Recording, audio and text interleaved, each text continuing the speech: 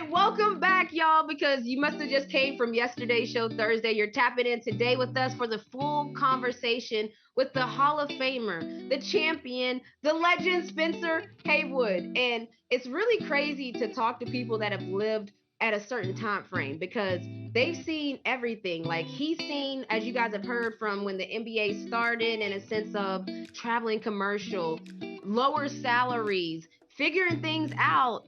He lived that, and now fast forward to he sees where the NBA is now, $1 billion business. So I want to talk to him about the then and now because the WNBA is where he was when he was playing in the NBA. So we're going to talk about it. Tap in with us. Amazing conversation. Let's get it. We have a legend in the building. All right. Spencer Haywood. He was inducted into the Naismith Basketball Hall of Fame in September 2015. And we're going to get into everything. I don't even feel comfortable saying just Spencer. So, Mr. Spencer Legend, welcome to the show. Thank you. Thank you. And what an honor to be on your show because you have shown me what the movement is all about nowadays and to show me that young people and a young person such as yourself can steer the NBA guys and the WNBA girls to something higher than what was normal at that time. Wow. So, Thank you, legend. Oh, my goodness. Thank you. And when I say legend, I want people to really understand like this Hall of Famer won a championship iconically with the Lakers, but you have so much history. And where the NBA Finals is going on right now, and everyone knows that the Denver Nuggets, there's a lot of talk about like this could be the year. Miami Heat, they're battling out with them. You have some deep-rooted history with the Denver Nuggets. I mean, a legend in your own right. Can you just talk about your time there? Where were they when you were playing for the Nuggets? well, what happened, if I can back up a tad bit, because I was taught it was promoted as the young phenom in basketball at that time, and what happened was in the 1968 Olympics, when Kareem boycotted the 68 Olympics, they came and got me to take his place. And I was 18 at that time. I turned 19 at the games, and we won the gold medal. I set 5 records in that gold medal run. Wait, what 5 records? Whoa, I'm not about to let you skip none of the greatness, okay? Hold on. Do you know what the 5 records are? Do you even remember? Because sometimes. Yes. Well, the first one was the most points in Olympic history in the single game. How much? Single game series. I think it was 156 or 140, 156, I think. Okay, so the team scored 100 and plus points, and it was the most points scored in a game. And, no, not in the game, but in the series that we played. And so later it was broken by Kevin Durant in 2012, but he has an asterisk by it because he was shooting threes and I didn't. And also I set the highest field goal percentage in the history of America. It's still. So you was in the zone. What was the percentage? I was in that zone. I shot 72% from the field. Let's go. Let's go. Talk your talk. I want you to come on. And I broke the record in block shots. And how many of those? I don't know that one. But okay. Yeah. And so from there, I left and I went back to the University of Detroit. And at that time, we had just came out of the riots in Detroit, the 1967 riots. So I was coming home to try to save our city because our city had gotten burned down. And so at the University of Detroit, we were in the independent league. I got out there and averaged 33 points per game and 23 rebounds per game in Division I. And we played independents. We played Notre Dame, all of the greats. And so right away, the draft came up that year, and the NBA and the ABA went after Kareem Abdul-Jabbar. Kareem decided at the last minute that, well, I think I'm not going to the ABA because I want to go to the NBA. So he signed with the Milwaukee Bucks. And now Hannah Storm's father Mike Storm says, well, wait a minute. We got to get somebody to come in and save the ABA because we're going to go out of business if we don't. And we need something to pull a draft, pull together draft picks before they get to the NBA. So the guy that we need to talk Spencer Haywood into leaving college and coming to play with Denver as part of our global marketing scheme for the ABA. And I signed with Denver thinking, yeah, this would be a nice chance for me to play basketball, get my mother out of the cotton field, because I had left home when I was 15 because I was living in Silver City, Mississippi, which is just cotton fields and no city, no nothing. And my mother was picking cotton for $2 a day. My family had been picking cotton for over 100 years. To just did that slave work. So I wanted to make a difference, and I signed with Denver. And the idea was to, if I could get, I think he said like 7 rebounds and maybe 10 points, it'll be a successful journey. And then we could go after Julius Erving and all the other guys the next year. Wait, can I pause you right there? They wanted you to get what? 7 rebounds and about what? 10 points at max. So let me pause and just say, your rookie year at Denver, you played in 84 regular season games and you averaged 45 minutes. Side note, so you was out there on the court. You averaged 30 and 19 rebounds. I want people to understand. They wanted you to get 7 and 10. You came in and averaged 30 and 19. All right, go ahead. I just want to make sure. 30 and 19. I was the rookie of the year. I was the leading scorer, leading rebounder, MVP of the league, and MVP of the All-Star game. Wow. And the only person that ever came close to that kind of performance in a rookie year was Wilt Chamberlain. So I'm up there with Wilt on that level.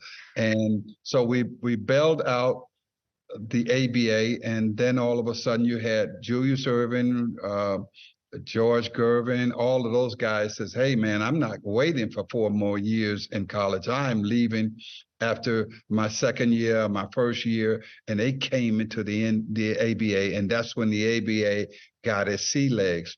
But in the meantime, Denver owner says to me, well, I want to make you the highest paid player in the world.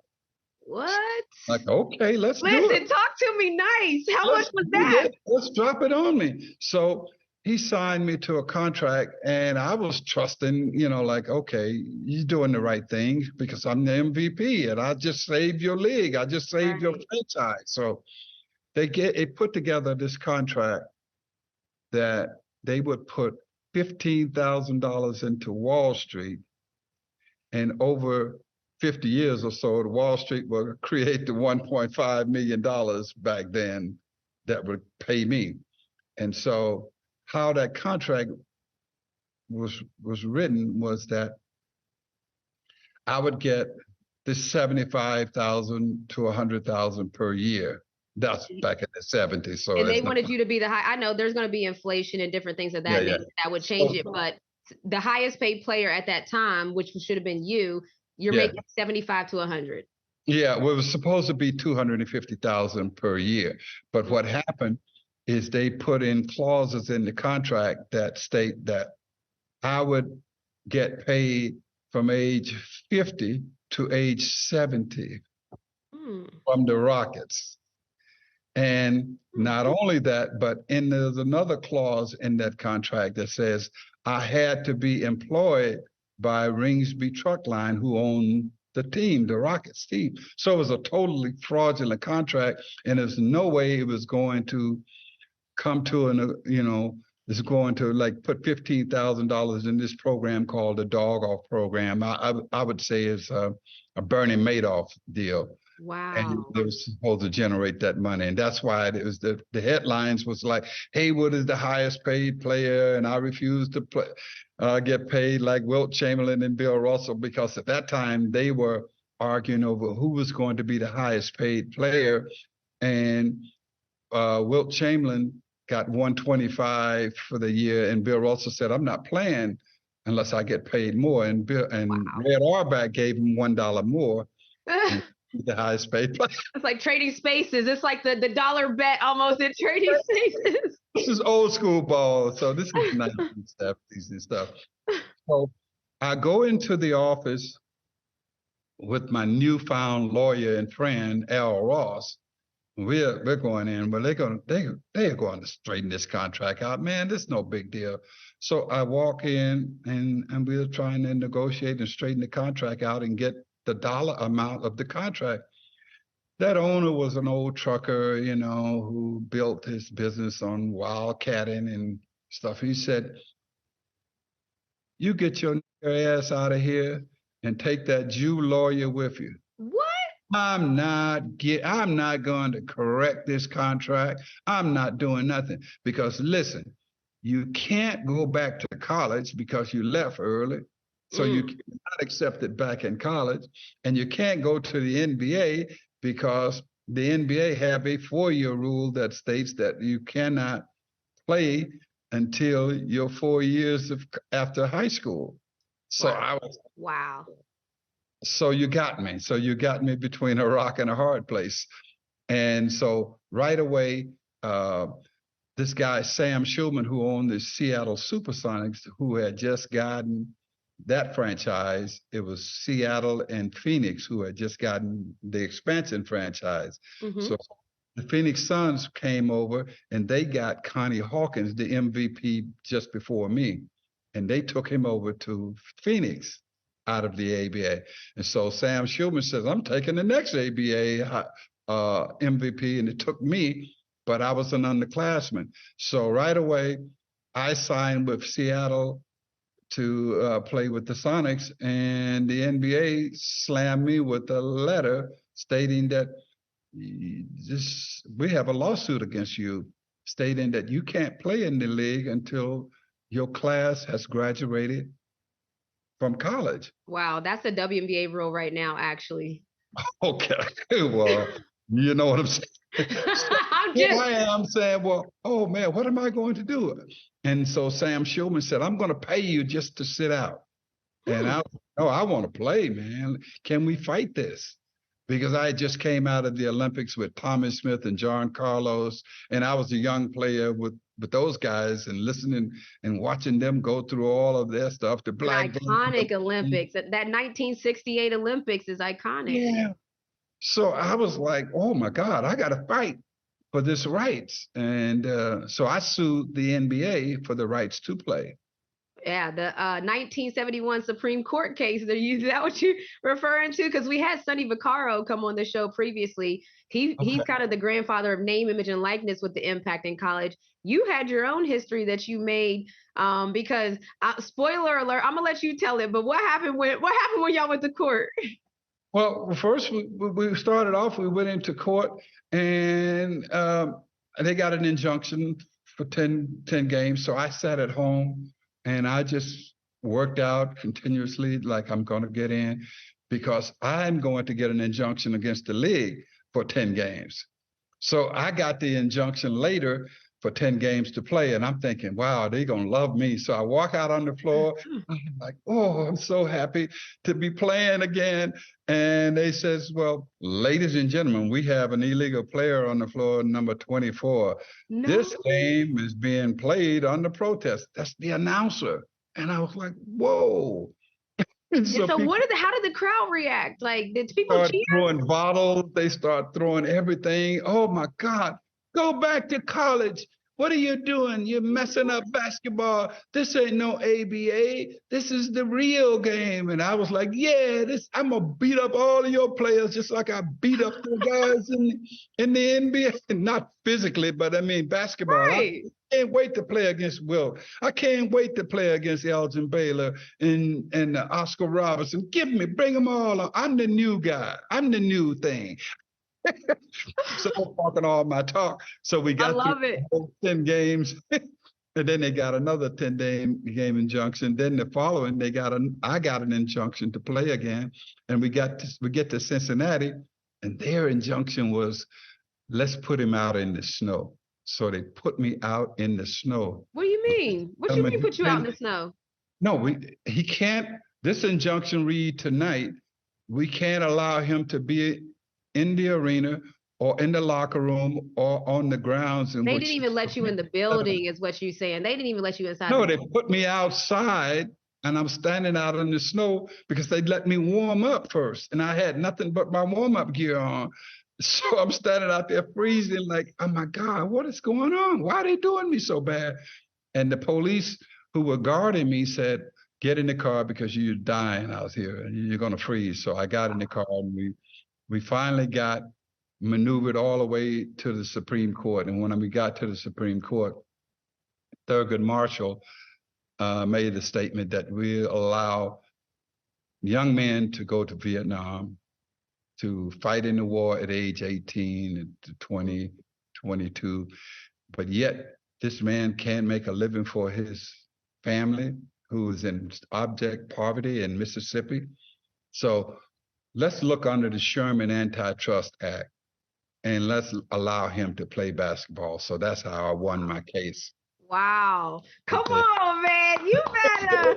Because this case from 1971, April 1st until now, it has created over $50 billion in players' salary that players alone get. And by that, let me give you an example. I hate to use LeBron, but I'm going to have to. Okay. LeBron is getting $50 million a year. Mm-hmm. He's got 4 extra years to make that 50. So he's $200 million richer because of me. Yeah, so because your case all the way down. Yeah, your case allowed all the athletes on the men's side. It set the precedent that now an athlete can choose whether they stay for 1 year, whether they don't go, whether they stay for 2 years. You are the case that allowed us to see the one and dones and the different things. Kevin Durant of the world, LeBron James. We know like there's a large group of superstars, Kobe Bryant, who opted not to go to school. They thought that they were ready for the league, and they were. That's what the case, the 1971 Supreme Court case that you won. Yeah. It allowed all of these players, and then you have the guys like Michael Jordan, who says, well, I'll play for 3 years, but I want to come out under that Spencer Haywood rule. Magic Johnson, 2 years. So it changed the game of basketball. Now, with all of the fighting that the NBA did, the NBA was like rolling at 14 to 16 teams at that time when we won the case. All of a sudden, the NBA says, oh, my God, we can expand because we can more get players coming in. So all of a sudden, the owners, the teams that were worth about, say $500 million, they jumped to $1 billion in ownership. And all of a sudden, we put in another, I think, 12 teams. Wow. Because of the workforce was available then. You know, it's crazy that you're talking about this because all the things that you're talking about that you were living through, even the salaries, it's almost the current state of the WNBA now. And I know that when you were playing, I don't know how old was the league when you were playing in the 1970s and the 1980s, but the WNBA is about 27. I think it's our 27th year in the WNBA. Yeah. So a lot of the things that you're discussing now are our current real reality. Like, did you guys, I'm sure took commercial flights. You didn't fly private, did you? Did you take normal flights, or did you take how did you travel? We traveled earlier in Denver. We took commercial, and when I was all the way up until my latter years, we traveled commercial airlines, and the players that were getting the most minutes, they flew first. Oh, they flew first class? Yeah, and here I am. I was the MVP of the league, and I had to ride in the back. Oh, my goodness. Why was that then? I thought you said the players played the best. I had all of the films, equipment, and my gym bag. I was like, whoa, y'all trying to kill me. But yeah, you did commercial. And then when I got to the Knicks, we started doing charter because New York was a hub, so you could charter in and out. And did all teams start to do charter at the same time, or? No, they slowly moved into it. Different teams start to move into it later in the I was thinking that the latter part of the 80s, they started to do charters and charters. So you were one of the first groups that had, because you went to New York, they were a big hub, so they were one of the first ones to have a charter. Oh, that's right. Wow, because it's crazy now. Because if you look at the NBA now, I mean, I'm still like, you know what I mean? It's crazy the growth, and that's what almost excites me because, like I said, you're meant everything you're talking about, the lifestyle you were living when you played. That's the lifestyle that I lived when I played in the WNBA, and I just retired 2 years ago. We fly charter, like the salaries, even, if you used inflation, your salary comps will be around $500,000 in today's age. Like that's, the WNBA maximum contract is around 283,000. So in your lifetime, you've watched the NBA explode into this $1 billion business pretty much. That's not necessarily how it was when you were playing. Yeah, but the wonderful thing about it is I had a big part in that whole explosion of the business aspect because I refused to, when I got to the Seattle Supersonics, again, the players were asking for 225. And I said, my contract in Denver was 250. If you can't pay me 250 cash, I'm not playing. I'm going through court so I can just fight another battle. Wow, you was like, I'm gonna take it to the courts. I'm out here winning. I love that court. They said, "Oh, please give him the money and let him go." And so all of a sudden, the next year, all of the guys, Elvin Hayes and everybody, well, I want the same contract that Haywood got. Wow. So that's how those salaries started to escalate, and it just grew out of that. Did y'all have a union when you were playing, like a player? Yeah, we had a union. Just at that time in 1964, let me give you a little history of the 64 walkout. In 1964, the NBA All-Star game was being played, I think, in Boston, and Oscar Robertson, Jerry West, Wilt Chamberlain, Bill Russell, and all of them said, the game is on national television. This is the first big national televised game for the All-Star game. We're not going to play. And the cameras are outside rolling, so everybody's running around negotiating. What are we going to do? They got to get on the floor. And they says, well, we want a union. And that's how the union started in that was so they knew they had them. Yeah. Wow. And so that's how the union was formed when, the All-Star game, they was like, we're not playing in the game until we have a players union to represent our voices. What were they fighting for at that particular moment that they like? It was just, just healthcare, all of the same thing that you guys are fighting for right now. Or maybe you have all of those things, but it was those basic things, and just to have the right to have a union was like so big and such a key thing for everybody. So that's when all the players boycotted, and Oscar Robertson was one of the leaders, and Jerry West, and those guys said, we got to have a union, and that's how the union started. It's crazy because Jerry West, I'm from West Virginia, and so is Jerry West. And so I linked up with Thorne. Come on, yeah. Yeah, he's West Virginia. Let's go. Yeah, so I linked up with Jerry West at NBA Summer League. And, he was just telling me how one of the things that he learned long ago was that he was going to use his voice and make it have more of an impact because, he was a white man speaking for these things. And so to hear you say that right now, that's kind of crazy because, it's kind of like the kids say, no cap. Like he was telling all the facts, like he was doing it as a player, not only when, and after. Yeah. Jerry West, besides being the logo for the NBA, he has been a fighter through all of this stuff. And so Jerry West is a little teed off these days because he and I are the two villains in the movie that's on HBO, the series on HBO, Winning Time. Why are y'all the villains? I haven't seen it. Well, I'm the villain because, in 1980, I slipped into substance abuse and I started using cocaine. And it was during the playoffs that I got real sick.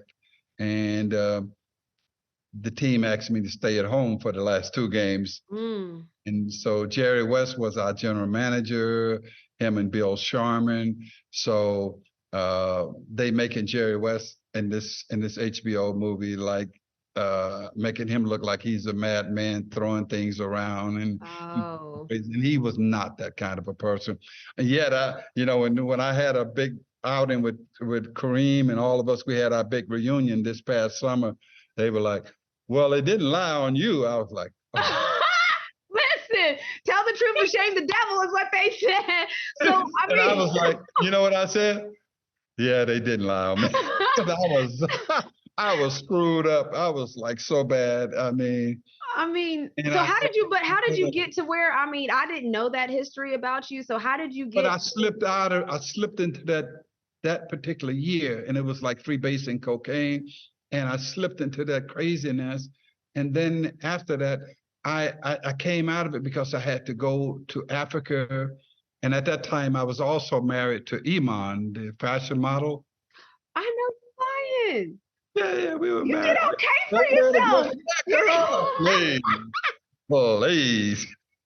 You did all right. So you was married to a supermodel. You was living the fast life is what it sounds like. Yeah. Of course. Because it sounds like even on Snowfall, you went to Africa to kind of get yourself back. Yeah, I went back to Africa and studied throughout Africa and got my history intact because I was also at that time, Imam was like, you need to see a psychiatrist. And I was, Black folks in America, we don't see no psychiatrist. What are you talking about? Take that shit back to Africa. Anyway.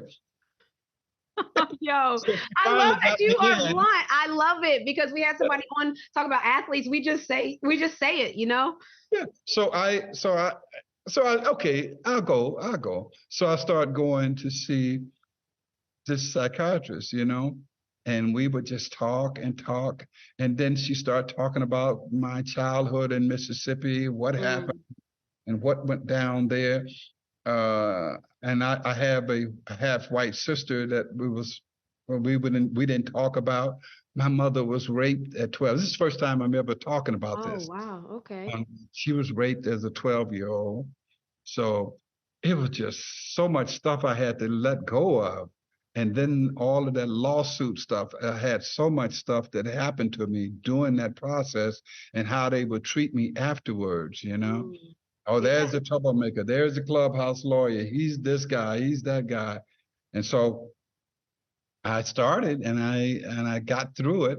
And then I just fell in love with it. And so I've been in mental health now for 39 years. I have 39 years of sobriety. Beautiful. That's beautiful. My young daughter, who played at Northern Illinois University, Shakira, she would go with me to see my mental health specialist. She tell me not to say the word mental health specialist. So I would go, she would go with me. I have 4 daughters. I have no boys. So. Girl dad. Yeah. So she would roll with me. And while she was studying at the university, first thing she said, I think I want to be a psychologist. Wow. And she is now a psychologist for the NBA as well. As she's going to be moving over to you guys to the WNBA. Come on, Shakira. That's what's up. She played for 4 years in Division I. She's like, she lived with me through all of this drama. And so I see the product of it all. And I said, wow, I just want to say on your show that I think if we would address mental health a little bit, just a little taste, as Black people and as all people, but especially Black people, because we have so much we're burying, and we had to have a different face for a different crowd, a different look, a different talk. If we could just get that little journey going, I'm telling you, look at me. It's crazy because people flying color. And people know your life. So I think the look at you is a great example because unfortunately for athletes, we live our life in front of the public eye. So when we're on top of the world, everybody knows it. You're winning championships, you're the MVP. But also, if you slip a little bit and you struggle a little bit, everyone knows it as well. I couldn't agree more though, because even as I played, like we're talking about mental health, even like we've come so far in 2 years with when it comes to sports, because what would somebody say back in your day if you said you needed to go talk to a therapist? Like, what would be the reaction from your team or your coaches? They told me that when I told guys, I said, hey, you know what? I was with the Bullets at the time. I was like, hey, man, I got, we got, this practice is over. I'm going to see my psychiatrist. You're crazy. Exactly. Ain't nobody going to be trying to hear that. Crazy. What? I didn't know you were crazy. Exactly. I'm so glad you because now the athletes are empowered, even just in the general sense. Like athletes have a platform, athletes have a voice. Like I'm talking to you right now on my platform. And so there's a way to reach the world. And so athletes are now talking about their mental health, in a Naomi Osaka, a Kayla McBride, Kevin Love, Ben Simmons. You see the people now. DeMar DeRozan. Oh my God. Yes. I mean, and then those are just the ones that are talking up front. But then you have another layer of players who are just really getting necessarily help and not talking about it publicly. And when later on in my life, when I finished basketball, I got involved with the Players Union for the retired players. And I started scrapping, saying, well, hey, guys, we need the same health insurance that these young guys got. So I'm going to ask them. I asked Chris Paul and those guys, man, why can't we have a little health insurance like you guys got? And what did he say? He said, oh, that's all you want? Oh, gee. Oh, man, we got it. What? So y'all got good health care now? Yeah, they give us $16 million a year for health care for our families. So my next step was, all right, well, what about our W girls, because they are finishing up and they need full coverage like we got. And so I termed out. So now I'm getting ready to run again on the board. Oh, no, we got to get you back in the building, Spence. Get me back in the building so I can get this health care for the W. It's got to happen right now. We can't wait around 2-3 more years. Because you're talking about retired WNBA players getting the same type of healthcare benefits. I mean, it's crazy that to that point. We are members of the same organization. So yeah. Yo, I love you because this is so.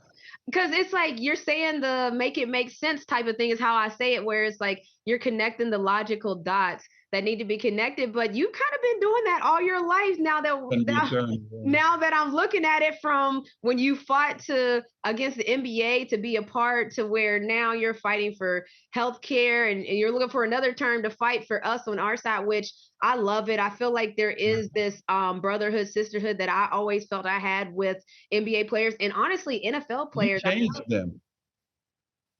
You did change the NBA players. They were like, well, I see what happened to Spencer Haywood. He got ostracized, so I'm not going to go out of my comfort zone. And you came along and said, hey, you guys you're in the bubble. You have to do something. And then they start wearing the jerseys. And all of a sudden, I'm like, Renee is helping to change politics in America. I was like, oh my God, girl. Wow, thank you, legend. Shouts to the WNBA players and everybody that took a stand at that time. But we are connected, and even connected in the sense of, like you talked about the Seattle Supersonics, and a lot of people want, when we're talking about WNBA expansion, a lot of people are talking about they want the NBA Supersonics team to come back. Your number was retired, right? Number 24. Aren't you up in the rafters up there? No, I'm in storage because they took the team and moved it to Oklahoma City. Like right now, we are like in a little light argument, the Denver Nuggets and I, because I thought I should have been the first player that they had on the floor during this finals because I built the franchise. Yeah. And so you want the original MVP of this franchise as well. And what was the name of the Denver team when they were the ABA? Yes, I was the original rookie for this franchise.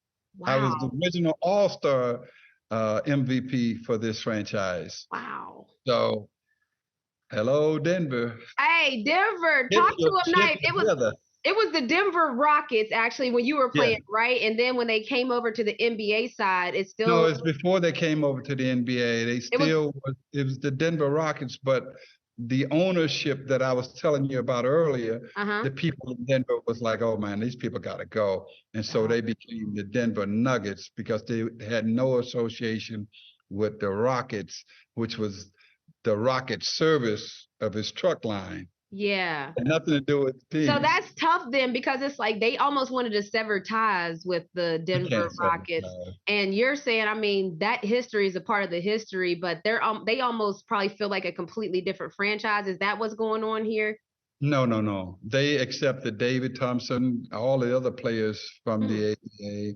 And so it is the same franchise. It is not changed hand or anything other than, it changed hand for a minute, but no. Wow, no. I mean, well, they got to show you love then. Well, they might do the right thing. They might bring me They in. need to retire your jersey, I think, then. That's what they said they was going to do, but they haven't done it yet, so. So it's coming. I just have to, like my thing is I'm like toxic positivity in a sense of I believe that people are going to come around and do the right thing. You are a legend. Like you're a sitting Hall of Fame legend sitting right in front of me that's battled the Supreme Court. You got your own Haywood rule now. Yeah. Like you fought for healthcare for the NBPA is the association. Like you fight for the retired players. Like you're a legend sitting amongst us. So, of course, the Denver Nuggets are going to do the right thing. Like, I find it hard to believe that they won't. It just hasn't happened yet, but everything. It hasn't happened yet. But, all things come on God's time and not on my time, because I gave you an example when I got in charge. When I stepped back off and said, oh, God, let me be in charge, I got high. Okay. I love how you can laugh and talk about it now. It's beautiful. That's what happened with me. I was like, hey, man, I'm in charge. I'm Spencer Haywood, baby. You started feeling yourself, huh? Then I went begging back. Oh, please take me back. Take me back. Life humbled you quick, but I love that you came all the way around. And honestly, like if you're ever in Atlanta, you need to pull up on us in a game for the Atlanta Dream, because I feel like first of all, I feel like you and I are connected just by history and life and ancestry always. But whenever you're in Atlanta, please come through because you can see the WNBA. We're almost where the NBA was at the time you were playing, probably the same time age range. So from what you've seen, what do you foresee for the WNBA, and how do we get there? How do we make those big strides? I mean, the WNBA is the new journey for all sports right now, because you guys we just now starting to accept women basketball, women movement as a reality. And you've been behind the scenes all of the time because you are my mothers, my sisters. You've always been there. So now you're getting that platform. And I mean, we're crazy out here about the Aces. I was with Nikki Vargas. Saturday night we were having a black tie affair. I just see it's growing, and I must take my hat off to David Stern, who wanted this WNBA to be powerful and big. And I just hate he didn't get a chance to see it as it's growing. And right now, after I get y'all health insurance. Okay. And do you know I'm building one other thing that I'm building? I am building with my money, and I'm asking the players to help with that. As I am building a retirement center with the university, Roseman University here in Las Vegas, a retirement center for NBA and WNBA ladies to come, take a break. If you need to stay long-term, fine, but we have all the medical staff, everybody that can help people, and expand our healthcare and all of our services so that you guys will have the full capacity as the NBA have, because we have a lot of programs in the NBA. And we need to bring them over to the W, because our mothers and our sisters. We can't. Oh man, Can't go nowhere without y'all. I can't thank you enough. Like, I really can't, because when people say you get it, you get it. And I feel like the space that we're in right now, that's why I really wanted to talk to you, because you've lived it, breathed it. Now you've watched the NBA just catapult into a mega business, and good for the NBA. And I always say for the WNBA, we're on that same trajectory. Maybe we want to speed it up a little bit, because I'm excited for things to change. Because I like, the one thing that always pops in my mind is player lifestyle, and how I think that professional athletes should feel like professional athletes, should be treated like professional athletes, and everything around them should be professional. And so I feel like we're getting there with the WNBA, and obviously with help from people like you, we'll get there a little bit faster, just with allies always. So well, I you don't just got a new we got a new part owner here. Tom Brady is part owner of, so you're going to see those NBA greats are going to start purchasing and buying in. Let me buy some stock with the dream. Let me get a little taste. So it's going to rise that ship all the way up to the level where the NBA is, and you guys going to have to be paid. You know, you cannot pay your players. So, and we don't, the Brittany Griner situation, have to go overseas to get paid equity. And now I watch the games, you're on ABC, you're all over. So I'm like, oh boy. I remember the ABA, I remember the NBA when we were like tape delayed ball games. So how your family watch the games? How'd y'all watch the games? Where? How'd they watch your games? How'd your family see it? Where, back in the day? Yeah. It was tape delayed. The game was over. The game was over. The NBA games at that time the games were over. And then they would come on again that night, and everybody was like, I know the score.